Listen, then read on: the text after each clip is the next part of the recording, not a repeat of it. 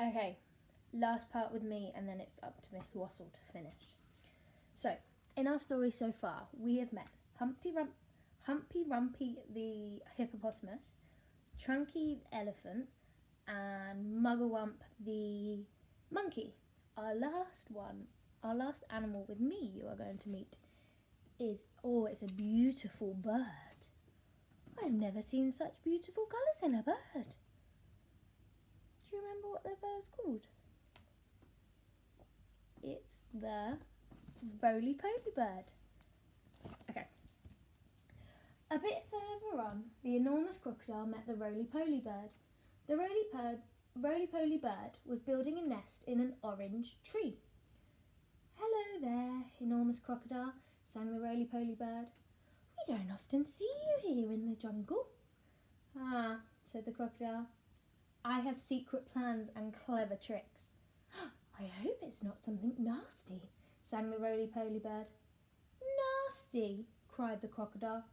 "Of course it's not nasty. It's delicious. It's luscious, it's super, it's malicious, it's duper. It's better than rotten old fish. You mash it and munch it, you chew it and crunch it. It's lovely to hear it go squish." "It must be berries," sang the roly-poly bird. "Berries are my favourite food in the whole world. Is it raspberries, perhaps? Could be strawberries." The enormous crocodile laughed so much his teeth rattled together like pennies in a money box. "Crocodiles don't eat berries," he said. "We eat little boys and little girls, and sometimes we eat roly-poly birds as well." Very quickly, the crocodile reached up, snapped his jaws at the roly-poly bird. He just missed the bird, but he managed to catch hold of the long, beautiful feathers in its tail. The roly-poly bird gave out a shriek in terror, shot straight up in the air, leaving its tail feathers behind in the enormous crocodile's mouth. So rude. At last, the enormous crocodile came out the other side of the jungle into sunshine. He could see the town not far away. "Ha ha," he said, talking aloud to himself. "That walk through the jungle has made me hungrier than ever. One child isn't going to be nearly enough for me today. I won't be full until I've eaten at least 3 juicy children." He started to creep forward towards the town.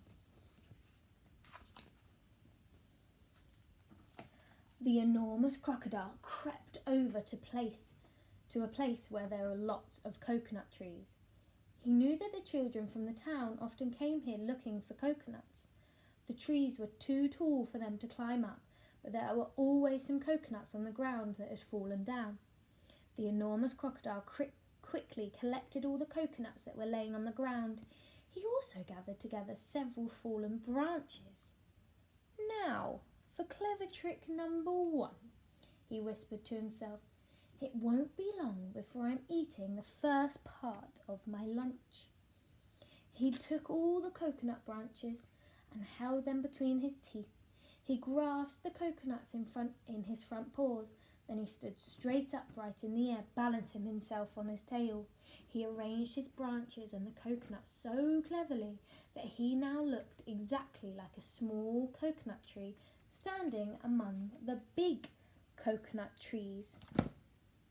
And that is all I will read today, and you can find out if any children get tricked by the enormous crocodile tomorrow with Miss Wassel.